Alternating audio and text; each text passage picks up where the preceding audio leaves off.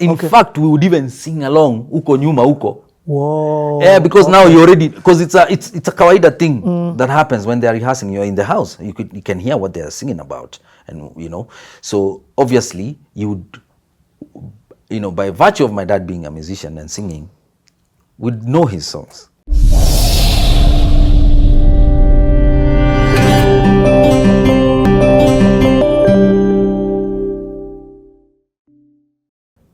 So we moved to that place called Modore. We moved back there. The place between Kikuyu and Wangige. Yes. Yes. Just near a place called Gitaru. Yeah. So my dad decides we are going there. And that is where now his relatives are from, that on the mom side now. Yes, I get. Yes, on my shosho's side. Yes, on your dad's mom's side. Yeah, yes. That's where his relatives come from. And I think he grew up there also. So as we were like, what? We have to go to Modore. For us, that's shags, huko ni ocha bana. Tunaenda kwa nini huko? Like, yani ni kubaya hivyo. Huko ni wapi? Bana, ni kubaya hivyo. But we had no choice. We had to move. I mean, Mzaya amesema we are moving, and we moved. And I remember even he had this old car called a Corsair. I don't know if you've had such a car. He had an old car. Hiyo gari kwanza inanikuwaga na memories zingine. Yeah, and that's what he used to drive for, like that was his taxi car.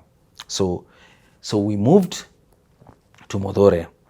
Now for us it was like culture shock, because first of all, we don't know any Kuk. We don't know, because my dad is Kuk, my mom is Taita.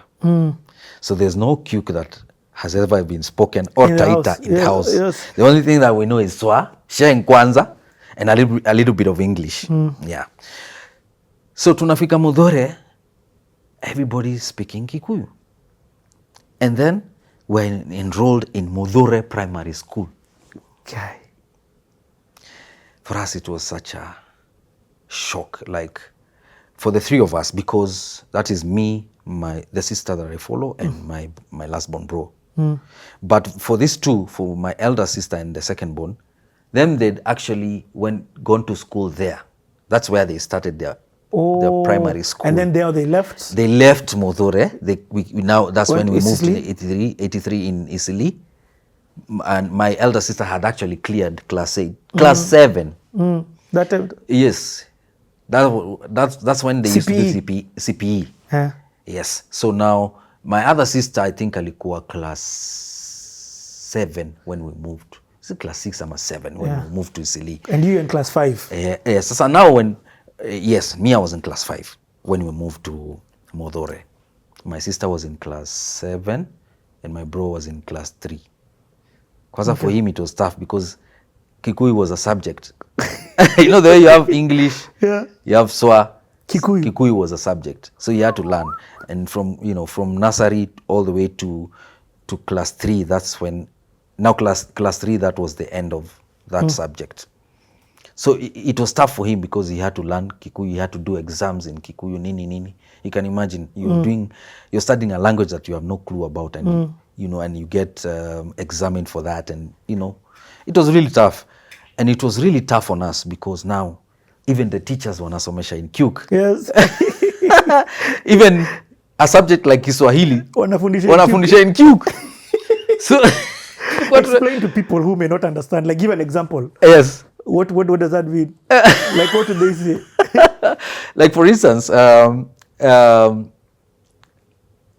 teacher would say like something like gotaraneria, gotaraneria, adding up in Kuk. So now in my mind, I've never heard such a word. What is gotaraneria? Ama, let's say, I think something like Mr. Kamau is going to school. Mr. Kamau is going to school. So the teacher would say, Mr. Kamau nyaradhie the guru. Something like that. Yeah. And now, for us to understand, that was such a difficult thing. It was really difficult. Yeah. Even maths, like now, yeah, maths, this is where kwanza those days the teachers were so harsh. Like, yani in Shags, the difference between how you are taught in Shags and the difference between how you are taught in Nairobi is, yani the gap is like this. Like, huko ni kama prison yani. Huko mnachapwa. You guy, it was difficult. And I hated school. Like, I really hated school. And then for us, it was different because now in Nairobi, like in Usli, for instance, we used to go for lunch break, right? In Modore, there was no lunch, as in, yes, there was a lunch break, but you couldn't go home. You had to carry food. So for us, it was such a, that was something very foreign, higher. So you had to carry food, and there was no ati microwave uta hit chakula. No, there was nothing like that. So unakula chakula baridi ile ulibeba asubuhi. Kama ni ugali baridi, sukuma baridi, githeri baridi. It was so weird. And then now in New Delhi, I remember we used to have workers who would clean the compound, clean the toilets, do all the work in school. In Modore, it's you, the students, who are doing the chores. And then school. Yes.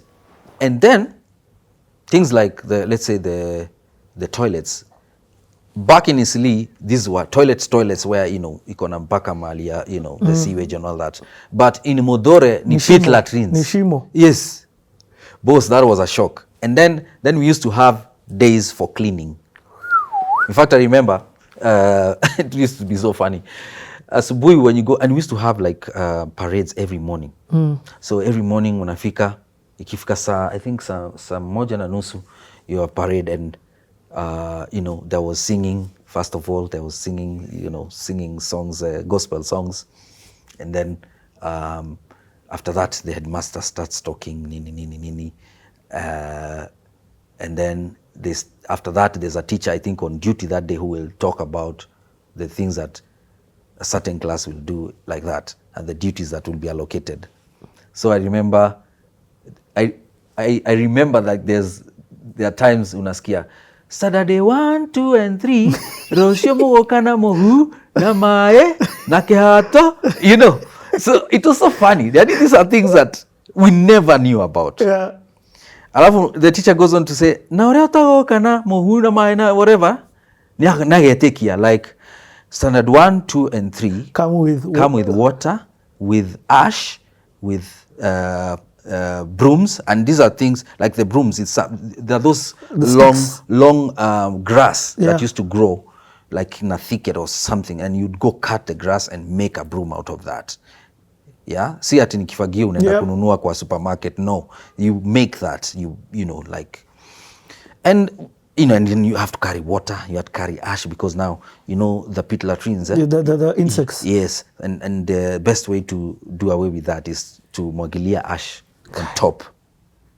So for us, that was a shock, like culture shock. Like, it wasn't something that we were expecting. That was Ushago proper. Proper kabisa. Uko ndani ya Ushago kabisa. Yes, and then a lot of kids never used to wear shoes. Sasa tumetoka night. Kuvaa viatu ni kitu kawaida, But huko, it's a normal thing to go barefoot. And you might imagine unakanyaga pit latrine without shoes. Yani, it was such, like out of this world. Yeah. But we had to go through that. Yeah. I mean, that was a reality. Yep. And all the kids who are there went through that. And we have so many people who came out of that and who are such great people today. So were you there until your class 7? Yeah, class 8. This time now KCP has come. Yes. So and at this time, there's no music that has entered your system? No. At home? No. The only thing that is there is my dad and his band. I mean, they would come, now the guys in the band, they would come, they'd practice in the house, like that dance group we had. Yeah. They'd practice in our house. Every evening, they'd come. In fact, so there is music. It's just not. Yeah, there's music. When you ask, sorry. No. Yes, just also hitting me. Yes. It's not the conventional idea of what when I ask people is their music. Yes. See a TV. See a TV. Yani ile ya mzae. Yani alianzisha. Ni band iko ndani ya nyumba. Yes, and now that you asked about that, I've just remembered that these guys actually used to come to Isili and rehearse in Isli, in our house, in our 1-bedroom house. Wow. Yes, they used to come there because remember they had started in Modore before we moved to Isili.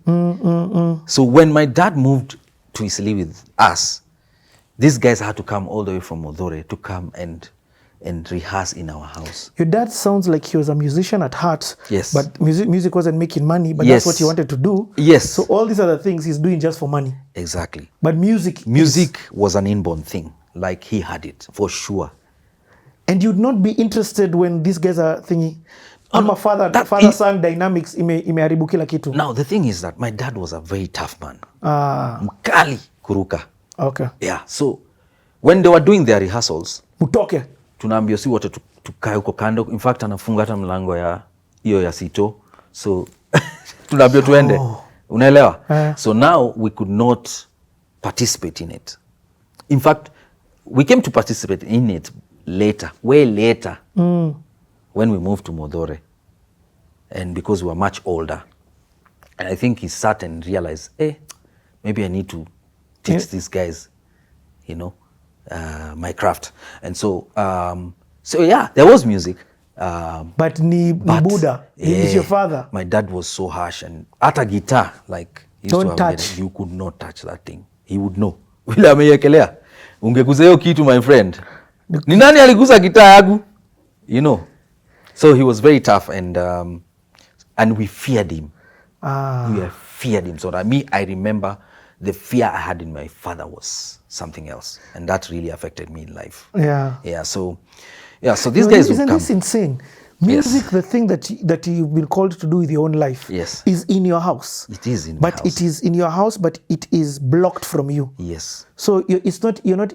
If your dad was welcoming of this, maybe you would have sprouted earlier. Trust me, mi ningekuwa superstar noma sana. No, wewe ni superstar noma. Bro, ilitoka. No, nobody could stop the mojo. Iko hapa. The reason why I say that is because, remember I told you my father was a very good guitarist. Oh, I get what you mean. Ungelan my instruments, ungelan. Thank you. You see, now most people, when you talk to them, you are told, if they have parents who are musicians, utakuta, they started doing it at a very early stage, and their parents actually encouraged them and nurtured them into it, and it's a natural thing. Like, you find yourself either going to the drums, to the keys, like you start just, there are things you'd have understood. You'd have understood chords, you'd have understood vocals. Exactly. So those things, I didn't know. I just used to hear what was happening, like when they are rehearsing, when they are singing. And when you're hearing, haifanyi kitu. Inafanya kitu, but... Like, were you coming to... Yes. Interested in your... Uko hapo kwa mlango nasikia tu? Yes. In fact, we would even sing along, uko nyuma, uko. Whoa. Yeah, because now you already... Because it's a kawaida thing that happens when they're rehearsing. You're in the house. You can hear what they're singing about. And, So, obviously, you would... by virtue of my dad being a musician and singing, would know his songs. Yeah, so unajikuta unaimba some of the songs that he used to sing, but you can't do anything about it. You were getting high on the second-hand supply. Yes, exactly. So we grew up like that, and then now when we moved to Modore, at some point my dad started introducing us into his dance group. Okay. Let's take a 2-second break hapo. Yes. Tukirudi, tuendelee kutana hii hapa. Yes. Sawa.